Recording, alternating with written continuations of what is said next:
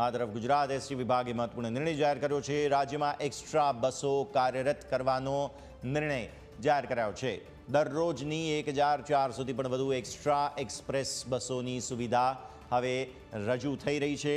સુરતથી સૌરાષ્ટ્ર તરફ અંદાજે 500 નવી ટ્રીપ શરૂ કરવામાં આવી છે। સૌરાષ્ટ્રથી ઉત્તર ગુજરાત તરફ અંદાજે 210 જેટલી બસોનું આયોજન કરવામાં આવ્યું છે। દક્ષિણ ગુજરાતથી ઉત્તર ગુજરાત તરફ અંદાજે 300 બસોનું આયોજન કરવામાં આવ્યું છે। દક્ષિણ ગુજરાતથી સૌરાષ્ટ્ર તરફ અંદાજે 300 ટ્રીપોનું આયોજન કરવામાં આવ્યું છે।